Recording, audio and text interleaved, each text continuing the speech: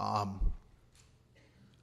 think that when they did this, they thought, well, at the time when this tavern ceases business, it will be time to convert that into residential. Every other place around there, almost all single family, and I think probably almost all owner-occupied homes. They like the bar, but I think Mr. Hallwig presented it pretty well, that they don't want something negative to happen there, and it could. If for instance, the owner sells and they get what I call a less scrupulous operator, and we do have some, and all of a sudden maybe it's catering to a bunch of 21 and 22-year-olds, and it becomes a rowdy place, the neighbors are going to be pretty unhappy, and you know what it takes to revoke a liquor license. I don't recall it happening here. I'm sure it has in some time, but becomes just a terrible problem for the neighborhood, and I regrettably say that I think the neighborhood should prevail on this, that we should not change the zoning. Okay, I'm going to go next to Mr. Kirsch. Thank you, Mr. Chair. I wanted to quickly explain this handout. As you recall, at last month's council meeting, and I think also at the committee of the whole, the city attorney recommended that 30-day referral with the creation of this public interest document. It is now 8 pages long with about 6 meetings so far. And what we did is we went back and got the recordings from the committee of the whole, common council, plan commission. This is not verbatim testimony, but it is what we think happened at these meetings. There are 2 blank spots in this document. One is for tonight's action. You'll see on page 7. So after this meeting tomorrow, we'll go to the IT department. We'll get a copy of this recording. We'll try to summarize what happened tonight, including whatever vote you make. And then on the last page, you see it's essentially a finding of the city council with a bunch of blank lines. So it simply says that this subject rezoning it's either approved or it's denied. And then again, if you're going to approve it, you have to substantiate that with the public interest statement. I believe the Plan Commission recommendation, Mr. Becker's much better at reading those than I am. That's, I think, the motion. If you are going to approve it, you don't just approve it with this document. You're actually not approving this document. This is the public record. So your motion, and I'm not the attorney tonight, but he's not here, so I'll act like one. The motion would be, I think, if you're going to approve it, you have to have a motion that finds this not contrary to public interest, and that for the reasons that you list. You can't just say motion to approve. So, Mr. Becker, I don't know if you want to read what the Plan Commission report was, but I think that's the motion.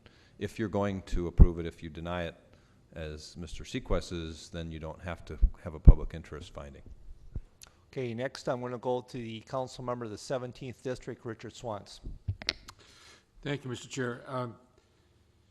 This is difficult. I mean, I don't frequent this restaurant and bar, but I have a number of friends who do, and have really made very positive comments about the business. But in my mind, the specific merits of this proposal have to some degree be set aside, because every workshop I've gone to on zoning sort of reinforces what I think we have been doing here, which is to avoid spot zoning.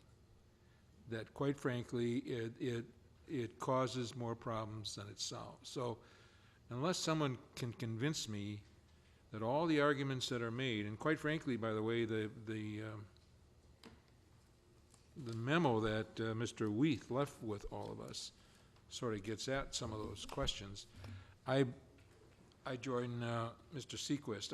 As much as it is difficult, this is I think, good business, run fairly and everything else. It just seems to me it opens up some things that I would just soon not open. And to say, without smiling a little bit, that we're doing this in the public interest, I have a difficult time with. Thank you. Next we'll go to the council member of the 1st District, Andrea Richmond. Thank you, Mr. Chair. I definitely am going to support this. I believe it is in the public interest. We have rules and regulations. The police department would be called if there is a noise issue. I don't believe they've had any noise issues in all these years. I think the trains make more noise than probably the neighborhood would. If you've ever been a rail fan, you can just sit down there and listen to all the trains going by. There's probably 40 a day. I don't think Mr. Helwig ever complained about any of the train noise, but my whole argument here is, look how many times, how many meetings we had on the person, I believe her name was Reinhardt, that wanted to do a business on Losey Boulevard in that floral shop. She came here, she came here, she came here, and we just couldn't decide. It was spot zoning, taxable property, improving properties. Here we are, we have reputable people here to improve the tax base, again, adding to it, and we want to turn this down? Come on, people. And I believe Mr. Helwig probably is an architect that probably does some of his business out of his home as well, but that's immaterial.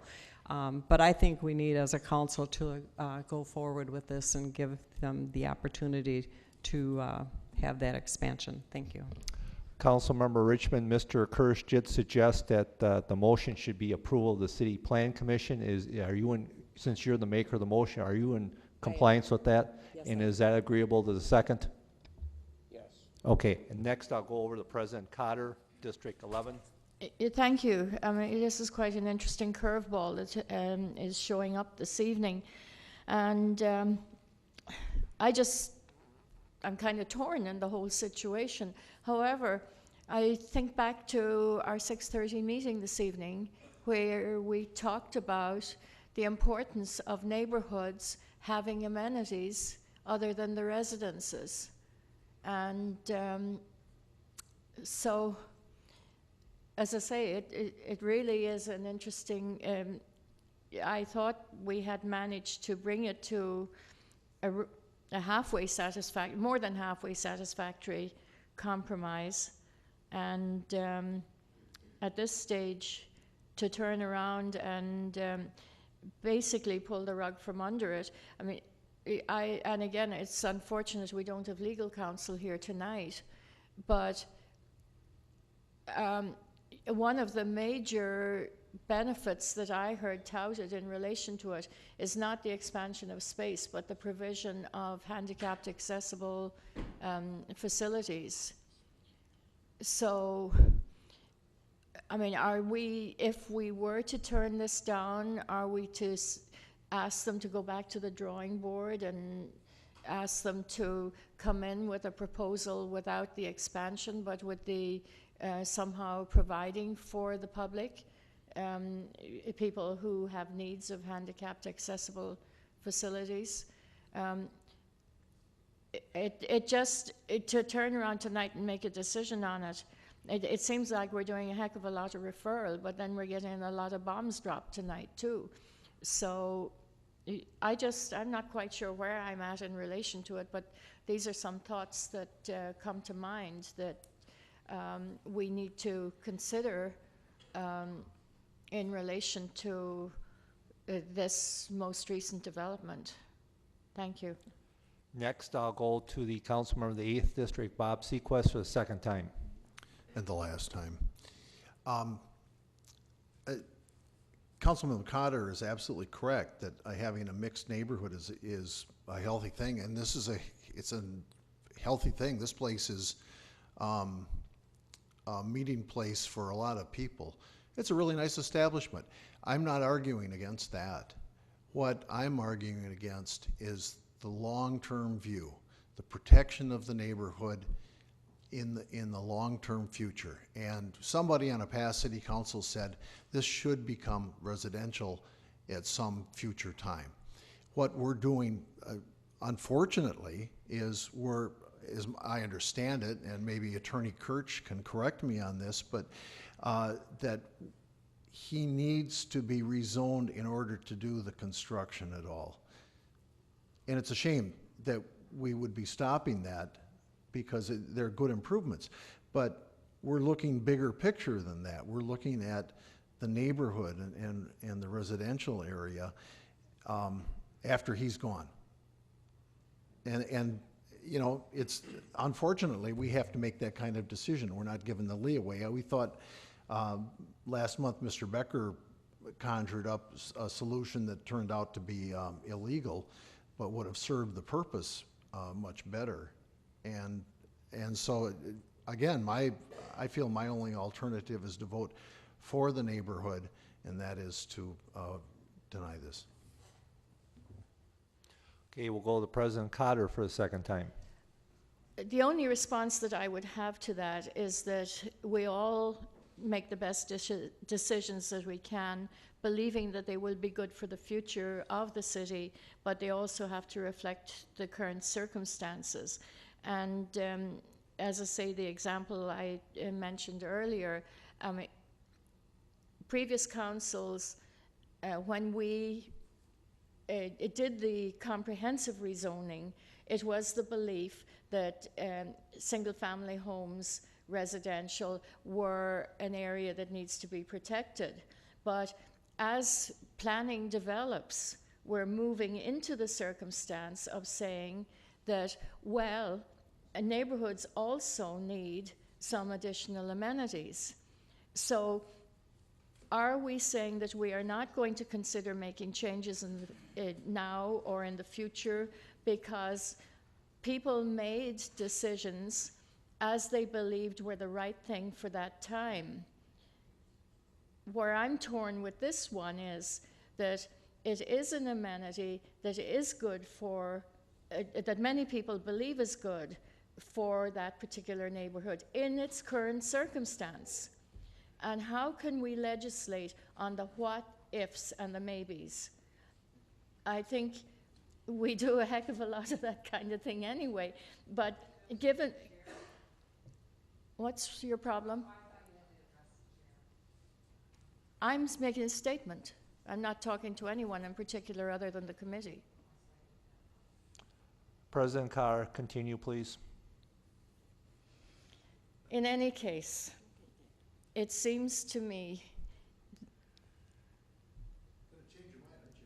No, I'm not going to change my mind. I'm addressing the council. And I have no problem with doing that. So, the bottom line is that I believe that we should be making the decision based on the current circumstances and what is in the best interest of the neighborhood at this time.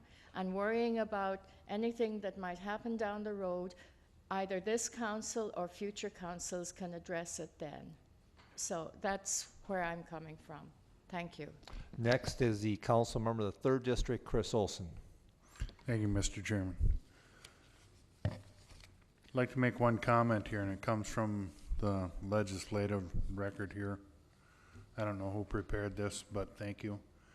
Under finding of facts, it states, staff could find no evidence that the property had not been zoned single-family since the annexation.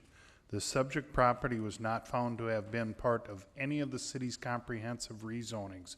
The future land use map depicts the area as single-family residential.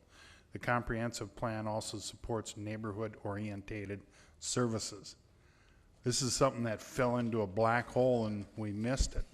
And now we're gonna try and dictate what it's supposed to be. According to this, nobody voted on what that property should be. What I'm saying is tonight, what we're doing here is we're voting. This has been a business for 150 years, long before there was ever a house in the neighborhood. 150 years later, we're going to come and say, hey, you're not a business, you're a single family. Vote for approval. Okay, I have no further speakers. The motion on the floor is to approve the City Plan Commission recommendation with the attached document on the board.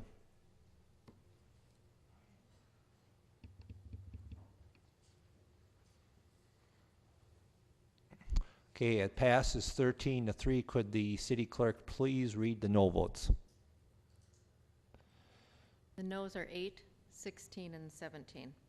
Okay, this will go to the Thursday night meeting with a positive recommendation. Next, I'm going to move over to,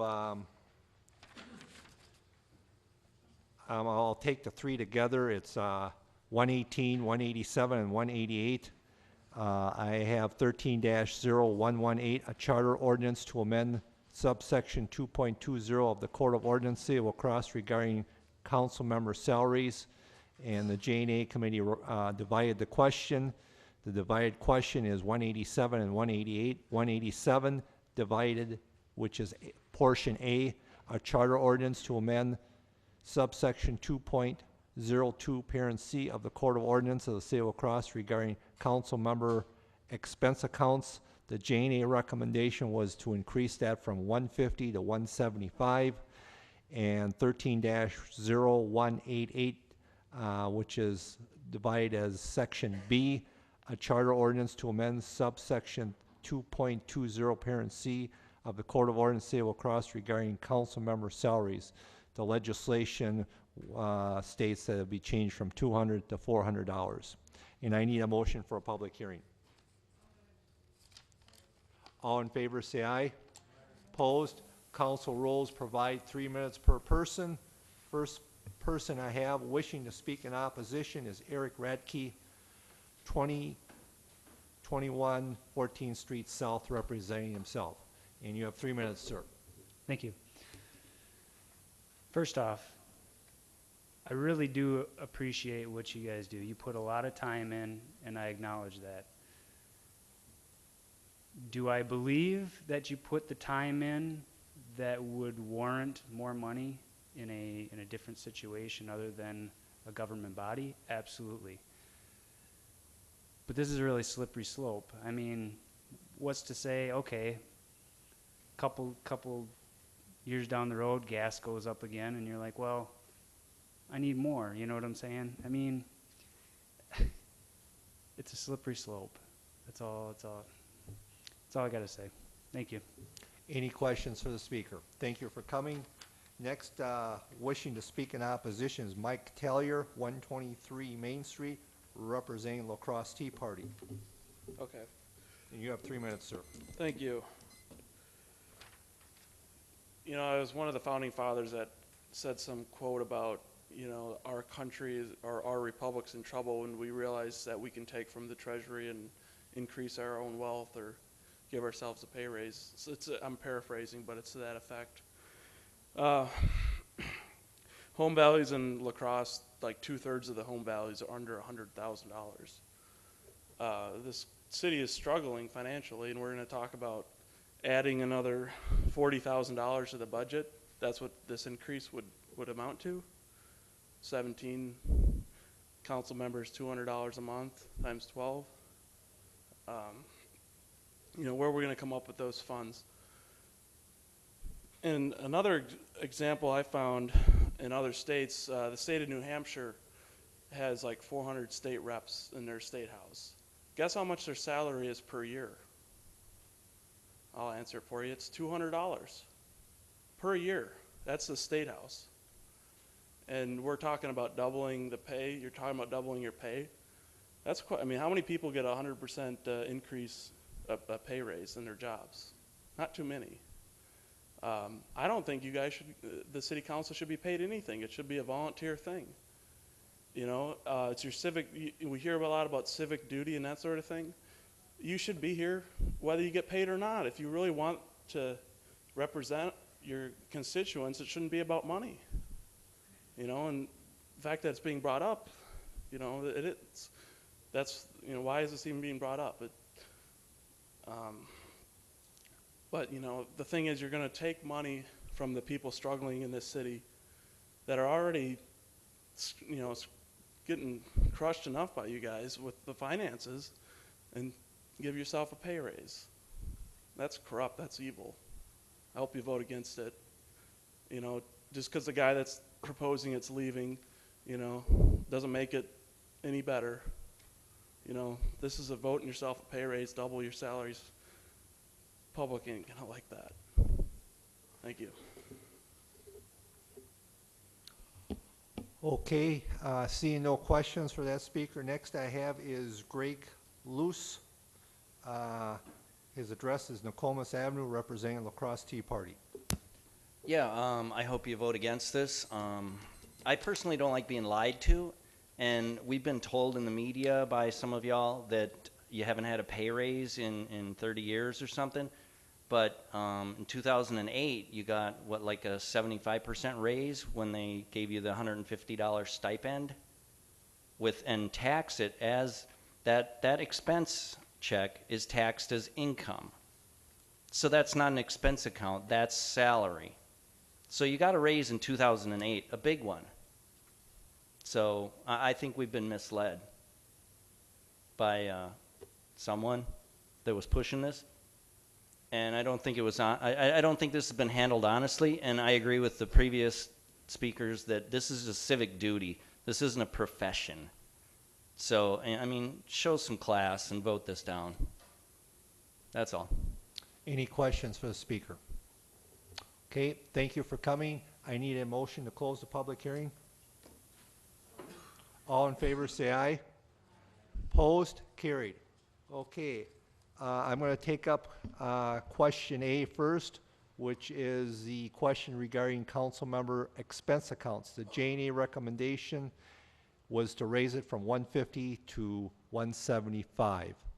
And we have speakers on this. First is the council member of the 6th District, John Satori. Thank you, Mr. Chairman. I fully approve both of these. I will be leaving the council, but I don't want this council to be all independently wealthy people who can afford to miss their dinners and miss spending time with their children. It always ends up that we have special meetings all the time that you have to be at when it's your civic duty. I think even ink for your printer and your paper and everything else you have to spend money on. People do not realize how much you people do on the council. I mean, if you were on the council, I think in San Francisco, you'd have your own helicopter. You know, so I don't think this is really a major expense. It's actually worthwhile to our taxpayers. It's about time that you're paid a little more, even though it is your civic duty in what you're doing, but I think it's about time. Thank you. Next is the council member of the 17th District, Richard Swantz. Thank you, Mr. Chair. I don't know how to approach this because what I was hoping we could do, I mean, the merits of whether we should increase our pay or not is something each of us can determine. I personally think, although I wasn't involved in setting any of this, that the one issue I think we should address is this issue of an expense account. I would think it'd be wise for us to just have a member's salary. And if you want to increase the expense account, like the proposal is here, do that, but just raise the salary and eliminate the expense account. An expense account to a lot of people means something that, quite frankly, we don't do that. I mean, normally people say if you have an expense account, you have to sort of keep a record. I don't know how this all came about, but when I first came on the council and found out that I received so much money per month, it wasn't even for a couple of months that I found out that some of it was for expense and some of it was salary. I just think it would clearly take some of the confusion, I guess, that is being interpreted as being dishonest, and I don't really believe that's the case at all, by just eliminating that and essentially say let's increase our salary to $450 and eliminate the council member expense account because it's seen as salary anyway. So I guess, would it be appropriate for me to move that right now? I think, I understand your intent. I think the right way to do that, Mr. Swantz, would be introduce a resolution to do that. A new resolution. Okay, thank you. Okay. Next is Going to the council member of the first district, council member Andrea Richmond. Thank you, Mr. Chairman. I guess there is some confusion on the expense versus the salaries, and when it was voted on at J&A, with that $25, the intent was, and we did not put a year that it would be in effect, where the salaries would be 2015, and the expense, we never designated the year. So therefore, if it's in the 2014 budget for the expense side, you have to note that. Otherwise, you know, by eliminating this, does that mean you're going to eliminate it effective immediately? There was nothing said on that. And I can go back to probably 2009, when there was an issue with the mailing that I had in my district, using the addresses, postcards, and so on from the city planning department for a neighborhood meeting, and it was determined and that I needed to use my expense account for that. And that's what the intent of the expense account is for. I think my invoice that I paid was $258. And we also, since we have laptops, we also provide as an expense to us the printer, the cartridges. We have less that we are relying on the city clerk's office by us using our printer and our laptops, and that expense is to be used for that. And I don't think everybody probably realizes that. That's what the expense side is for. I did not realize I needed to turn my last purchase of a cartridge in for $88 to the clerk's office to get that tax advantage, and I certainly will do that in the future. But I really think we need to separate it. I think we need that expense side, and I have no problem with turning in expenses. We all, you know, have expenses for our duties, buying paper and so on, but I just think we need to really think about this by eliminating the expense side of that. And when it would be effective, I'm not sure. So thank you. Okay, I have no further speakers. The issue is the expense account. What we're doing here is increasing it by $25. If you agree with that, you vote yes. If you disagree with that, you vote no.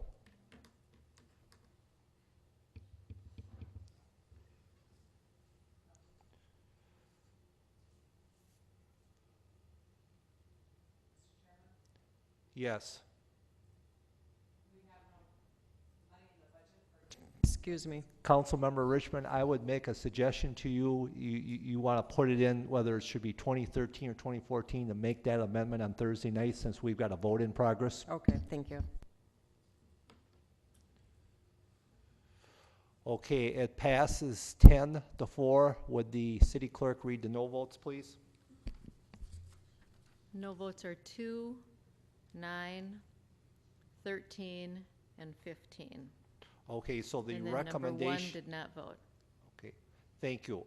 So the recommendation for Thursday night is recommended for approval to increase the expense account by $25.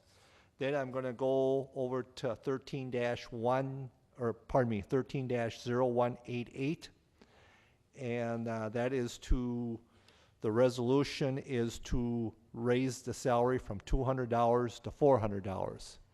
And I see no council members wishing to speak. So if you agree with that, you vote yes. If you disagree with that, vote no.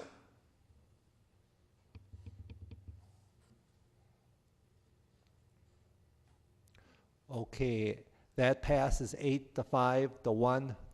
So could the city clerk read the noes, the absentee, and the non-voting?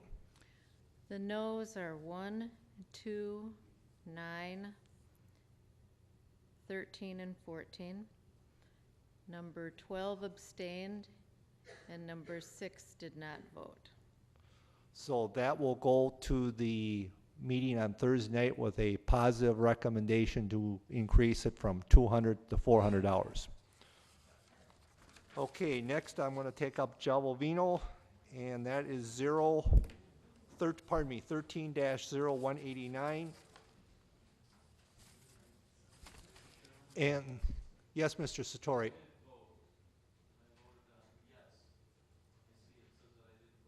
Okay, is there any objection to changing Mr. Satori's vote to a yes? If I see no objections, I'll so order it. Okay, thank you. Okay, I'm going to go to 13-0190. And before I get to Giovino, I just want to do a little quick housekeeping here. I've been notified by the city clerk that the license for the recovery room and grill at 901 South 7th Street, they need to get their finances in order, so they'd like to have that referred. So to make that happen, I would ask that we divide the various licenses a second time. So could we have that motion, please? Okay, all in favor say aye. Okay, so the question would be the recovery room and grill, the licenses thereafter, so I would appreciate a motion to refer that for 30 days. All in favor say aye. Opposed? Carried. Okay, thank you for your patience on that. Giovino is 13-0189, and it's divided as question A. It's a license application of Giovino pursuant to Chapter 20 of the Crosse Municipal Code for license period 2012 through 2013, and a resolution approving same. And I need a motion for a public hearing. All in favor say aye. Opposed? Carried. Wishing to speak in favor of the legislation is Tina Shoemaker, N2271 Will Way West, La Crosse, Wisconsin, representing Giovino. And you have 3 minutes. Thank you, ladies and gentlemen, for this opportunity to speak. I know that half of you were probably here last week to hear me speak, so I'll try to just recap. I am the owner of Giovino. We do employ 40 individuals. We typically see a pretty significant decline in our sales in the summertime, specifically in the months of June, July, and August.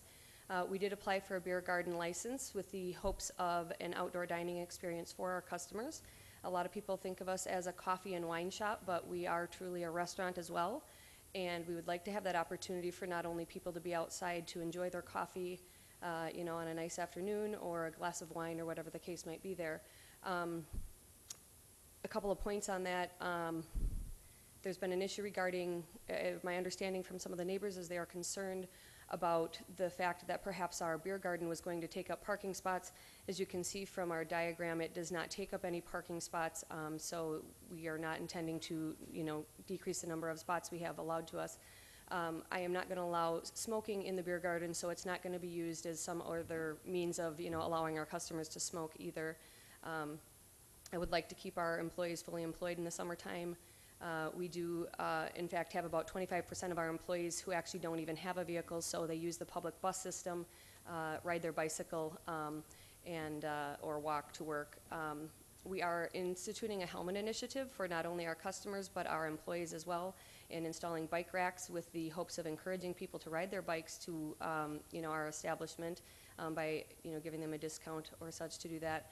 I had mentioned last week that I'm kind of not in favor of the word beer garden, and this week I have a very good reason for that. I did indeed speak with one of the neighbors, and they had envisioned when they signed the petition that this was going to be some sort of tent in the parking lot with people drinking tap beer, much like you might see at Oktoberfest. Obviously, as you can see by our diagram, our beer garden area is only 7 feet wide.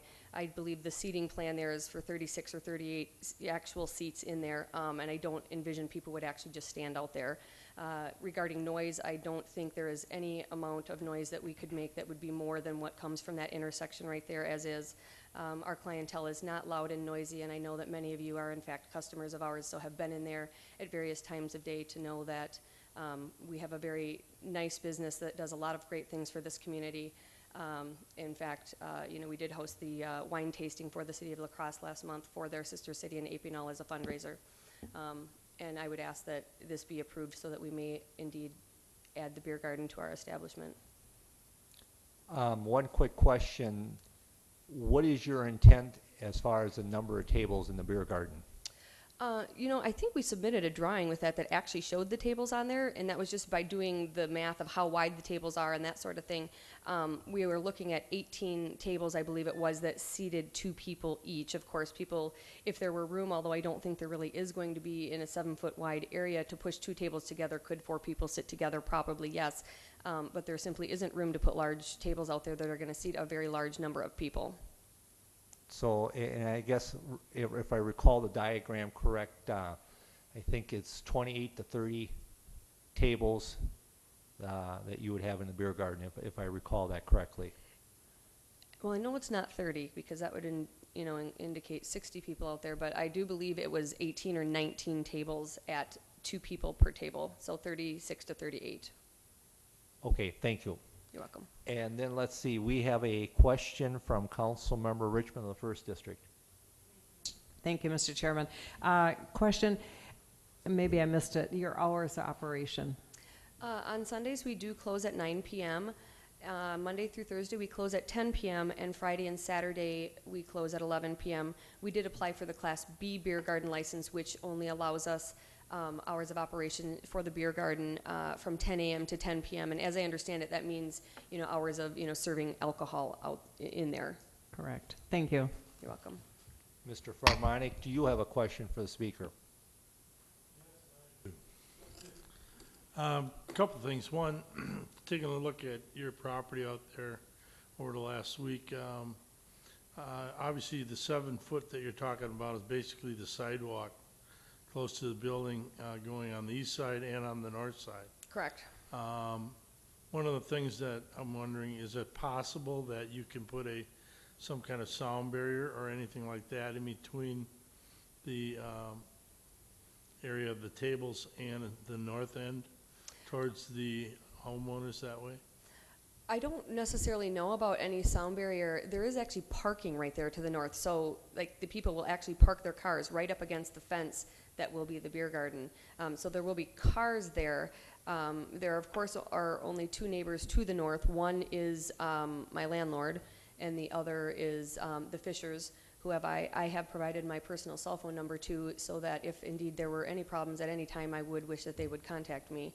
Of course, we are, subject to other city ordinances regarding noise as well, but I haven't really investigated any noise barriers, as I really don't envision it being an issue. One of the things that did strike me on a safety note is with the driveway going on a state road, going in either from the east or west, your tables are going to be fairly close to that area.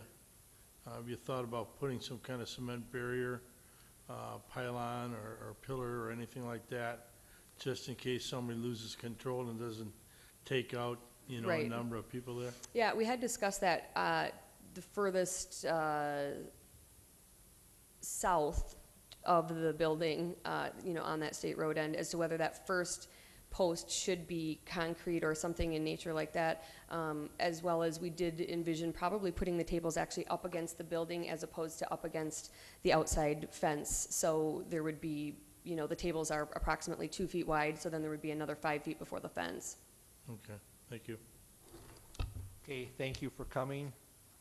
Next speaker wishing to speak in favor of the legislation is Tammy Hayden, W. 5946 Woodland Drive, representing Valvino. Hello, everyone. It's been a long time since I've been at such a formal meeting, and it's nice to be able to speak to all of you. I do appreciate having been in your situation, serving on committees and chair, and I appreciate your time and all the effort that you've put in listening to all these. It's a long night, I'm sure.